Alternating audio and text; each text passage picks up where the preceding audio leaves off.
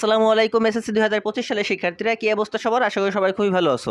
দেখো, বর্তমান সময়ে তোমাদের ভিতরে সবথেকে বড় প্রশ্ন বা বড় টেনশন যে জিনিসটা, সেটা হলো আমাদের পরীক্ষার রেজাল্ট কবে দিবে। এটা হচ্ছে এক টাইপের প্রশ্ন তোমাদের, তার এক টাইপের ভয় কাজ করতেছে তোমাদের ভিতরে যে আমি এ প্লাস পাবো কিনা, আমি কেমন রেজাল্ট করব, পাস করব নাকি ফেল করব, এই টাইপের নানান রকম চিন্তা ভাবনা কিন্তু তোমাদের ভিতরে কাজ করতেছে। এর ভিতরে তোমাদের ভয়টাকে আরও বেশি বৃদ্ধি করে দিচ্ছে কয়েকটা ইউটিউব চ্যানেল বা কিছু তোমাদের নিউজ। কোন টাইপের নিউজগুলো? যে টাইপের নিউজগুলো প্রকাশ করছে ভয়ঙ্কর রকমের আপডেট, বিরাট তিনটি সুখবর, এই টাইপের বেশ কিছু নিউজ প্রকাশ করা হচ্ছে, যে নিউজগুলো তোমাদের হার্টবিট বাড়িয়ে দিচ্ছে, যে নিউজগুলো তোমাদের হার্টবিট বাড়িয়ে দিচ্ছে। এখন দেখো, কেন আমি এই কথাগুলো বলছি সেই ব্যাপারগুলো তোমাদের সাথে একটু শেয়ার করবো। দেখো, আমাকে একটু আগে একজন একটা ভিডিও পাঠাইছে যে ভাইয়া দেখেন, এই ভিডিওটাই বলতেছে যে এবছর এত% শিক্ষার্থী ফেল করছে। রেজাল্ট অলরেডি আমাদের সব কিছু কমপ্লিট করা, এখন এই রেজাল্টটা জাস্ট প্রকাশ করতে বাকি আছে, এবং সেইটা এখান থেকে নাকি একটা তথ্য লিক হয়েছে, যে এখানে বলা হচ্ছে যে এত% শিক্ষার্থী ফেল করছে।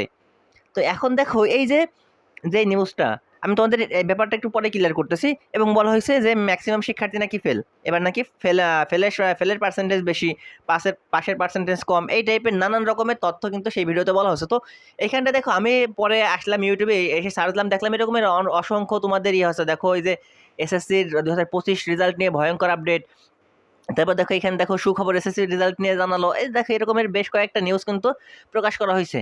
তো এইখানটায় তোমাদের দেখো বেশ কয়েকটা চ্যানেলে আমি গেলাম, যাওয়ার পর দেখলাম এই টাইপের যেইগুলো আছে, যে পার্সেন্টেজ কত% পাস করতে পারে, এই টাইপের শিরোনামে বেশ কিছু ভিডিও কিন্তু অলরেডি ইউটিউবে তৈরি করা হয়েছে। এখন এইখানটায় যে জিনিসটা হচ্ছে আমাদের, দেখো তার ভিতরে আমি দু একটা ভিডিও দেখলাম, যে এইখানটায় বলছে এত% শিক্ষার্থী পাস করতে পারে, এত% শিক্ষার্থী ফেল করতে পারে, রেজাল্ট অলরেডি তৈরি করা হয়ে গেছে, সেইখান থেকে তথ্য পাওয়া গেছে। তো দেখো, এই টাইপের আসলে কোনো কিছুই না।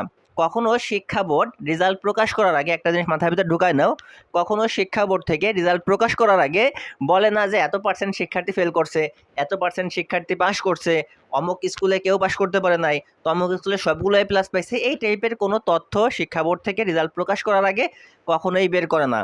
শিক্ষা বোর্ড থেকে কখনোই এরকমের বিরাট বিরাট সুখবর কখনোই রেজাল্ট প্রকাশ করার আগে দেয় না। তো এই যে টাইপের যে নিউজগুলো হচ্ছে, সেই নিউজগুলো জাস্ট তোমাদের বিভ্রান্ত ছাড়া কোনো কিছুই না। তো আপাতত আমি তোমাদের এই জিনিসটা বলবো, যে যারা রেজাল্ট নিয়ে খুব বেশি টেনশনে আছো, জাস্ট অপেক্ষা করো যে রেজাল্টের তারিখটা কখন প্রকাশ করা হবে, রেজাল্টটা কখন দিবে, জাস্ট তারিখটার অপেক্ষায় থাকো। আমরা একটা ফিক্সড ডেট ধরতে পারি, আমাদের 13ই জুলাইয়ের আগে বা 13 জুলাই সর্বোচ্চ ডেট দেবে আমাদের কত, 13ই জুলাই। 13 জুলাইয়ের ভিতরে আমাদের পরীক্ষার রেজাল্ট দেওয়ার সম্ভাবনা সব থেকে বেশি, কারণ বিগত বছরগুলোতে আমাদের কিন্তু সেই জিনিসটাই হয়েছে যে আমাদের রেজাল্টগুলো 45 থেকে 60 দিনের ভিতরে দেওয়া হয়েছে। তো আমরা যদি 60 দিনটাকেই সর্বোচ্চ ধরি, তাইলে আমাদের রেজাল্টটা দেবে কত তারিখ? আমাদের রেজাল্টটা দিতে পারে 13ই জুলাই। এখন তোমরা অনেকেই বলছো 17 তারিখ, কিন্তু এটা কিন্তু আমরা কোনো অর্গানিক সোর্স থেকে কিন্তু পাই নাই। এখন তোমাদের যে জিনিসটা বলবো, যে তোমরা এই টাইপের যে নিউজগুলো আছে, যে এত% শিক্ষার্থী ফেল করছে, এত% শিক্ষার্থী পাস করছে, এত% শিক্ষার্থী A+ পাই নাই, এই টাইপের যে ইয়াগুলো আছে, সেই ব্যাপারগুলোতে তোমরা এখনই কান্না দিয়ে বিভ্রান্ত হয়েও না। মানে এই নিউজগুলো যখন শুনবা, এই নিউজগুলো যখন ভাববা, তখন তোমরা বিভ্রান্ত হয়ে যাবা, তখন তোমাদের ভয়টা অনেক বেশি কাজ করবে।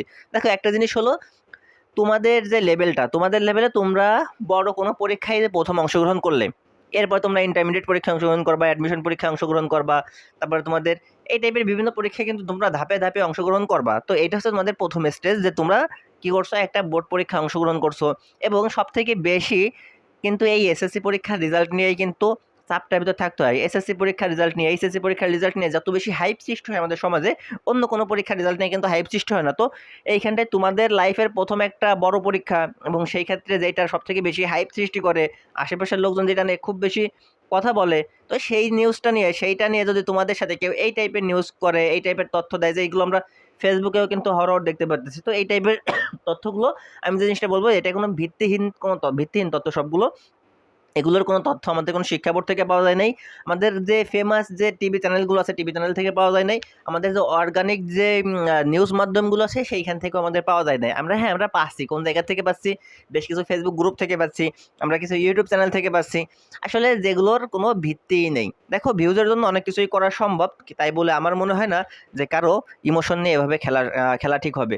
যাই হোক, তোমাদের কাছে যে জিনিসটা বলবো, যে তোমরা এই টাইপের যে নিউজগুলো পাচ্ছ, ভয়ঙ্কর রকমের তথ্য, বিরাট রকমের সুখবর, অ্যান ত্যান, এই টাইপের যে নিউজগুলো পাচ্ছ, এই নিউজগুলোতে বিভ্রান্ত না হয়ে জাস্ট রেজাল্টের জন্য অপেক্ষা করো। যখন রেজাল্টের ডেট প্রকাশ করা হবে, তখন যদি শিক্ষা বোর্ড থেকে কোনো কিছু বলে, তো তখন আমরা সেই ব্যাপারগুলো নিয়ে কথা বলবো। আপাতত রেজাল্ট সংক্রান্ত যে কোনো ধরনের আপডেট তথ্য পাওয়ার জন্য চ্যানেলটিকে সাবস্ক্রাইব করে রাখো, এবং কে কোন জায়গা থেকে দেখতেছো, তোমাদের মানসিক অবস্থা কেমন এবং পরীক্ষা কেমন দিছিলে, সেটা একটু কমেন্ট বক্সে জানিয়ে দাও।